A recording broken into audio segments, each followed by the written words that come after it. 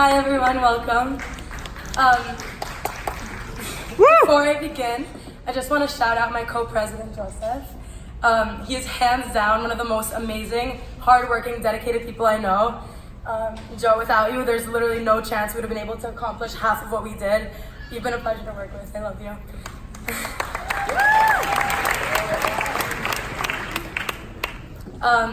Those of you who know me and my history here, you know my journey has not been smooth, to say the least.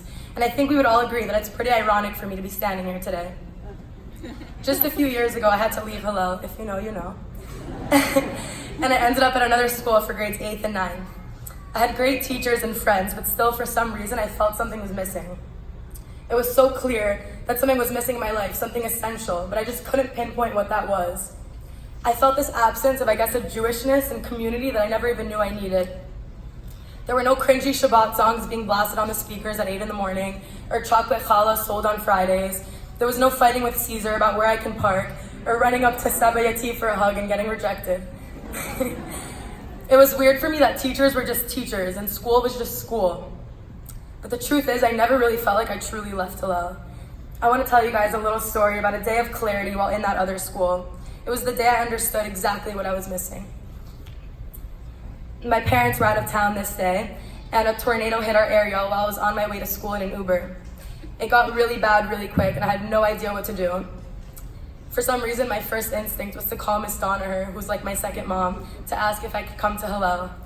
All I could think was that if I was going to die today, I was going to die with my homies. She could hear the fear and panic through my voice, and even with the stress of everything going on, she was like, of course, get here as soon as you can. So I turned to my Uber driver and I was like, yo, Dante, change of plans. We're going to Shek Hillel. True story. That day I was scared, so I did what most people do when they're scared. I ran to a place that feels like home. Rushing through Hillel's gates, I knew I was safe, and then it clicked. Safety and the comfort of the Jewish community that encapsulates the very basic foundations of my identity was everything I was missing at that other school. Without that, I could not feel at home, and if I couldn't feel at home, I could never grow at my full potential, and here's why that is. I've always had doubts. I've had doubts about my path in life, I've had doubts about my future, and I've definitely had doubts about my beliefs in religion. In fact, all my life when confronted by people with confidence, especially religious confidence, I doubted. But here's the thing about doubt. Doubt is the engine that fuels curiosity and exploration. You see, fear and doubt and uncertainty are not only normal, they are ingredients in the recipe for success. But only, and here's the thing, if you're in a safe place, one you can call home. In safety, one can freely allow themselves to be vulnerable and share their fears and their doubts with others. But real safety doesn't come from a place, it comes from people. Safety means being able to depend on your friends to look out for you. It means feeling comfortable enough to be yourself, knowing that you'll never be judged. And I realize that for me at least, I feel safest in a Jewish community. And that may surprise those of you who know me and know the doubts I've had about religion. But Judaism isn't just a religion, we're a people. When surrounded by Jews, I get a sense of tribal security. It's a strange phenomenon that I'm sure most of you have experienced. Like that feeling you get right off the plane landing in Israel or at the Kotel. But I wasn't able to really identify that feeling until I went on the March of the Living. In Poland, I had a much different experience than I expected. I thought I knew pretty much everything there was to know about the Holocaust. Nothing I was learning was really new information to me, and for a while I thought, why am I even here? Everyone around me was emotional in tears, and I felt nothing. I thought something had to be wrong with me. But then on the day of the march, which was on Yom HaShoah, I realized my reason for being on that trip. We marched from Auschwitz to Birkenau with 15,000 people, where I met hundreds of people from around the world, from places like Morocco and Japan and South Africa and India. It was the ultimate bittersweet experience, seeing the juxtaposition of the two realities, being the disgust of the events of the Holocaust and the magic of being part of thousands marching alive and proud. It feels unfitting to say that it was the most incredible and empowering experience I've ever had, but it was.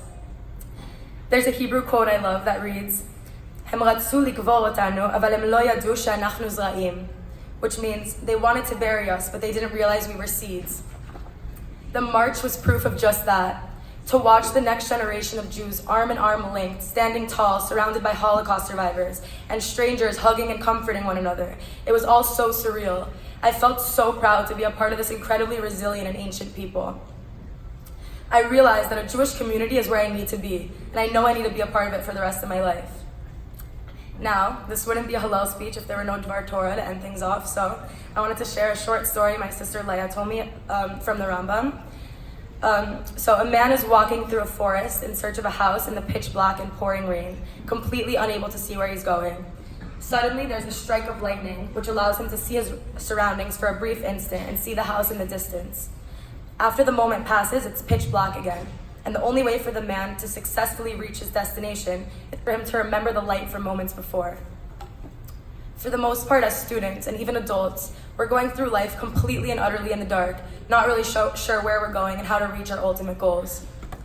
Moving on to this next big chapter in our lives, we will encounter all sorts of experiences and obstacles, where we will come across brief moments that motivate and inspire us, like the lightning that struck through the tornado as I told my Uber to turn around.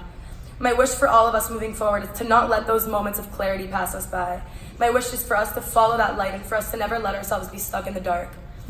I want to thank all of our teachers and faculty for giving us those sparks of light that we will carry on to this next chapter. Now, class of 2019, we're finally here.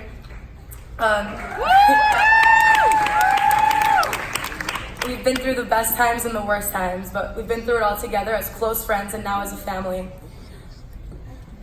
Though we're going separate ways, I know we have an unbreakable bond that might just bring us and our future children right back to this auditorium. I love you guys so much.